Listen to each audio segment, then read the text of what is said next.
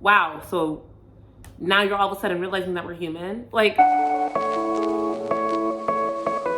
hi cuties, I'm Shamaya. It's like papaya, except it's not. And this is Plot Twist Please. Welcome to my couch, welcome to my sweater, and these hoop earrings that belong to my sister that I'm going to return to her immediately. Thank you, sister, you're great.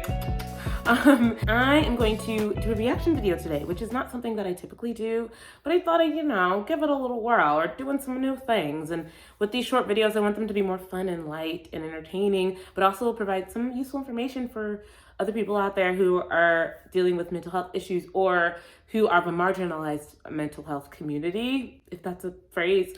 I am autistic, and I'm going to talk about love on today, and it's going to be featuring a video by Jubilee called, it's called How Do Autistic People Experience Love? And maybe I'll do a separate video that's like more in depth on how I, as an autistic person, experience love, or maybe that'll just be for the patrons. Speaking of the patrons, join the Patreon if you feel led, and if you want more intimate details of my life as an autistic Black woman in America and how I go through relationships and how I just deal with everyday happenings of being autistic, as well as being a creative entrepreneur. So that's fun. Yeah, so we're gonna get into this video here. I'll let you know my thoughts along the way. I am going to be pausing and stopping and giving comments. So this is a live react video. I haven't seen this yet, so let's see what happens. I can't wait. Immediately, I'm seeing lots of different varieties of people, types of people. I'm not seeing any like fat people though, and I'm not seeing any dark-skinned people. I'm seeing a mix of different ethnicities, what it seems, but I'm not seeing dark skin. I'm not seeing different kinds of body types, so that's noted. I still haven't been able to say it throughout my entire life. Even when like my family would say it to me, or my friends would say it to me, or when my partner would say it to me. Okay. And despite all the training I've done of watching movies, I still don't register or follow with like what love means. Wait, that's the realest thing what he just said there. He was like, the training I've had from watching movies, that's me so hard. I've learned human behavior. I've learned how to be in friendships, how to go about dating because of movies. And maybe that's healthy, maybe it's not, but I'm like, that's all we got. We got that, we got the data, we got our friends and our family, and that's it. Like, and even then, everyone else is just kind of scrambling and nobody really knows what they're doing or what they're talking about when they give dating advice. But that's the realest thing that a lot of autistic people, I think, at least I do, use media as a frame of reference for structuring my own relationships or structuring my ideas around relationships. Although, like, it's easy for me to say that I love someone who's in my family. It is not easy for me to say if I've known this person for less than 4 years. I think the word love for me is extremely serious, and I get where he's coming from, I do. You were talking about not experiencing what love is supposed to be, and I feel like I caught you in a mental trap that I spent like years in. The thing with media and music and like movies is that we're told like this is what neurotypicals experience. Wait, that's real. Of existence. And there's no supposed to, and that's one of the things that makes I'm scared. That's scary. I'm more of a shower than a teller. Like these words of affirmations, like saying Okay. things like "I miss you," is things that I'm not very strong at talking about. I wonder too if love languages tend to be gendered, because I feel like a lot of men will say, oh, acts of service is my love language, because, I feel like in society, or at least in Western society, we train boys to be providers. I wonder if that's where that comes from. My partner wants more physical intimacy than me. I do think that feeling safe is something that's really important for autistic people, and I think that can translate to love a lot of the time. I don't know, it does for me. Like feeling safe, like with someone's body translate to love for me. Not necessarily romantic love, but a kind of love. This video is kind of juicy. It might just be for the patrons. I don't know. Hugs, Are they like, dating? This feels really... I think two people who are on this show or on this episode are dating. I love it. We love it. warm and nice. Sex is kind of overrated, y'all. I'm just saying. Sex is like cooperative fitness. That's the thing. Everybody doesn't have to do it, and I hate that our culture hypes it up so much, like that it's the most important thing in relationships. If it is for you, cool, but like it's not for everybody, and we need to just normalize the fact that sex can mean different things to different people. Segs, just in case this video gets banned. May I place my hand into your hand? Or can I run my face into your face? I love the idea of asking for consent. I love the idea of not assuming. Everyone needs to do that. Because consent is important, y'all. Like, gotta get that consent. I need the verbal cues to be like, may I have your permission to do the things I'm about to do to you? So that's kind of what I needed a lot. Well, if she says, I'm feeling, I'm like, I got you. It's like, okay, I'm gonna hug you. I'm like, babe, you like my whole life. It's an awkward Oh. thing for me when it comes to physical. Sometimes I'm overstimulated, so he might try to give me affection. I might be like, right now is not a good time. My youngest is the same way. We get overstimulated really easily, so she's like, don't touch me, don't hug me, But sometimes I need a lot of affection. I'm like, come on, like, I need that right It can now. change daily. Like, It can. I struggle with the question, I guess, because it's not me. That's just like how my body reacts to my environment. It's not something like I identify with. It's just, if anything, it's just a cause Your body. for That's the thing. I'm the same way. It's really good. And it's not like I dislike physical touch. It's just, it's not natural to me. Unless someone comes at me in front of me and it's someone I'm used to hugging, like for a hug, that's fine.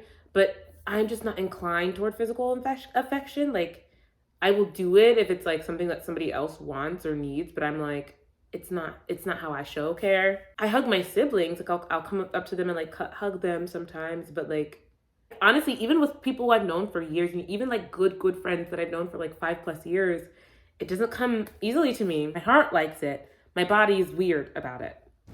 Okay, so I left and came back because my phone ran out of memory, and also my ring light broke as I was trying to refilm this. So I'm using my lamp for lighting, and I also just needed to get some cheese.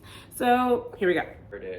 Guys with low self-esteem Aww. is that was attention and affirmation, kind of the AA batteries for people with low self-esteem. Aw, yeah, I feel that, bro. At the time when I met Terry, I was in the military, and I didn't know I was on the spectrum, but I knew there was something going on. So I was somewhat nervous because I was afraid that he was gonna think I'm a little weird or different, because I already knew that I'm very different than the neurotypical person. That's the thing, is whether you know you're autistic or not, a lot of autistic people, even when they're young, know that they're weird. They know that other people view them as strange. Like, it's not news to us that we are abnormal. I don't know what the right answer is, but it's like, I think it's really weird when people try to pretend like we're like everybody else, or try to prove to neurotypical people that we're like everybody else, when we're just not. We're never going to be. Like, that's not the goal here. The goal is not to assimilate neurodivergent people, or specifically autistic people, into neurotypical culture. It's not to make us act like neurotypical people. Like, that's not the goal. I don't want to constantly act in opposition to what I want and need. Like, I don't want to do that. And I don't think we should be encouraging autistic people to do that, especially in the dating sense. His thing was, we discovered her autism after we discovered our children's. Because it was just like, that's what made me fall in love with her. Aww. I was very rigid, stern, strong, cold. She was very,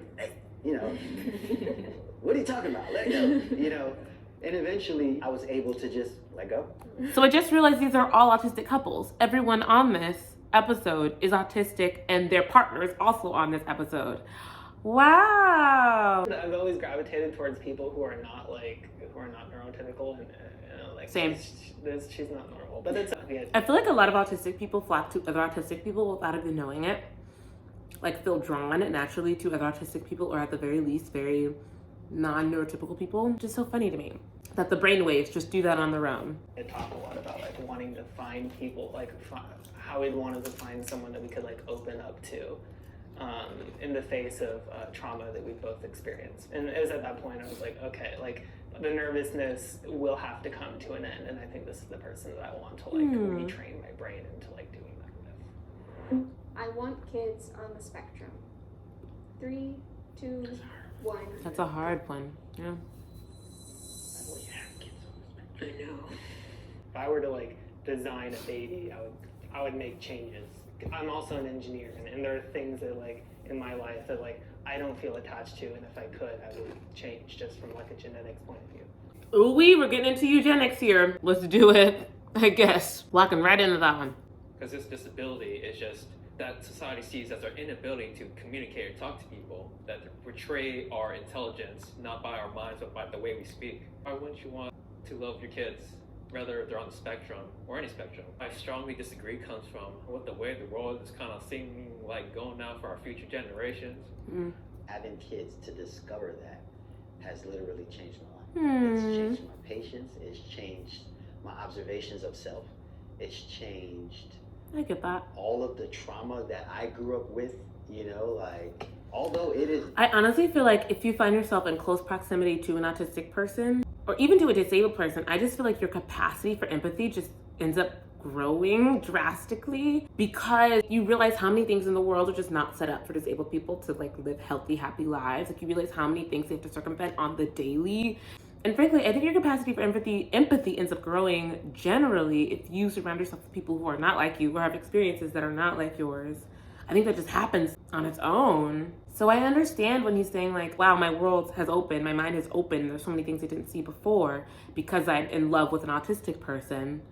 And I also know some people who would respond to that like, oh, well, wow, so now you're all of a sudden realizing that we're human. Like, and I get the frustration with that. I get where that notion comes from and like why people might be frustrated with like someone just now having an epiphany that like autistic people are people. But I feel like everyone is on their own journey when it comes to empathy. And I feel like, I don't know, there has to be room to like allow people to grow. That's just genuinely how I feel.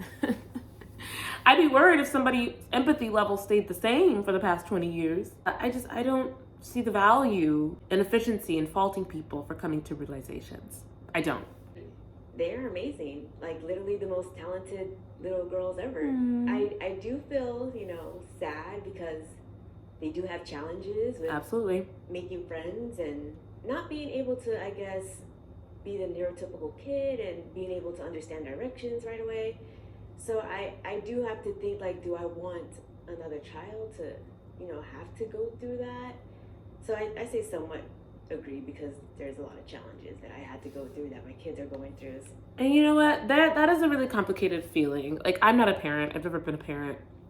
But I'd imagine it's really complicated to think about that question of like whether you want autistic children or whether you want children at all who could potentially be autistic. Because it is dangerous to feed into this idea of autistic people not being able to live happy, healthy lives. And, you know, when it comes to abortion, I feel like the conversation gets really iffy when we talk about eugenics, when we talk about, would you want a disabled kid or would you rather just not have a kid? Like, that conversation gets really dicey and gross. But I also think that there needs to be consideration for like the mourning process that happens if you are a parent and you realize that your child is autistic, or you realize that your child is disabled, or your child becomes disabled, or you yourself become disabled. There is a mourning period that you have to allow yourself for the life that you thought you were going to have, or the life that you thought your kid was going to have, you know? And I think there needs to be more empathy for that. I don't think those people need to go online talking about how awful it is to have an autistic kid or how disabled children have ruined their marriages, because there's enough of that out here. There are enough people who hate disabled people. Like, there are enough of them out there. But I do think that, like, from an emotional, like, psychological level, I think that parents of autistic kids and autistic people even can allow themselves space to grieve the life they thought they were gonna have, that their kids were gonna have. I think that's fair. I think that's human. When I realized I was autistic, I had to grieve. I had to deal with my internal shame, and I'm glad that I have dealt with that. But yeah, it's a process. We're all just doing the thing the best we can. We're just doing it how we know how to do it. I have felt difficult to love. 3, 2, 1. Yeah, almost everybody agreed strongly with that one. It's hard to be vulnerable, and being on the spectrum on top of that, it's just hard for me to communicate, or I might overreact. You know, it's just Overreact. like more than the typical person. I have a lot more things going on, so I'm just like, why would somebody love me when I have all these things? I can't even follow simple directions, or I can't even communicate something. So I just feel like I have fam. First, I'm going to say that this room should be a living example of our belief that we're difficult to love is not real, because everyone probably thinks that way to some degree. And I can sit up here and talk for hours about why I do love her and how easy it is, but I also understand she does have the challenges that she mentioned, but so do I. Love me for my strengths and help me through my weaknesses. So, yeah. Oh, that is so beautiful. Building your online business. Why am I such a sucker? Oh my God. In my personal experience, like the way my brain seems to work is that like if my brain's in the mood to perceive myself as like not likable or unlovable, it It'll immediately just- summons the ghosts of everyone in my life that I never thought displayed that kind of reaction to anything that I may or may not have done. Mm-hmm. And so I don't think people understand that when you grow up being autistic and you experience the level of like rejection, constant needing to edit how you interact with the world, how you speak, constantly trying to figure out what other people want from you, how to make other people happy, how to please other people, how to, you know, like, I think people underestimate how hard it can be to get out of those thinking patterns. Oh gosh, like every single thing can lead you to thinking that you make people uncomfortable or you're not fun to be around or the people in your life don't actually want to be around you. And that stuff can just start pulling at everyone in your path. Like how he was saying, how if you do one thing wrong or do one thing to upset somebody or that visibly makes someone uncomfortable, then all the ghosts of all the people you have ever made uncomfortable in your whole life like start to reappear and start to confirm like the bias that you have against yourself. And that can be so hard to work yourself out of. It can be really hard to be on that self-love train when everything is pointing to why you're wrong or why you're bad or why you need to change yourself to make other people comfortable. So many people feel alone when they're not alone. Like you see how lonely that side is and how unlonely this side is to feeling like that we are alone. Like, how could this be? We're all sitting on the same line. We can't fit on the same line. I know that these feelings are transitions, and there's something that I need to find for myself within them. I'm trying to get over there. Or yeah, it's a process. Okay, this was an amazing conversation. That's great. This is a wrap. You are all. I think the important thing too with this video, the one that I'm watching, the Jubilee video, and maybe this one too, is the fact that our relationships really can transform how we feel about ourselves. Like having healthy long-term relationships for autistic people can be life-altering. Sometimes we need that friend to say, no, you're not a burden. You know, I don't understand you all the time, but I'm always gonna try. Sometimes that makes all the difference. All right, that's all I have for you today. Thank you for sticking with me through the thick and thin and other transitions and things. Like, share, and subscribe. Become a patron if you really like and support what I'm doing. Maybe buy something from the Etsy shop to brighten up your day, and stay weird. Bye.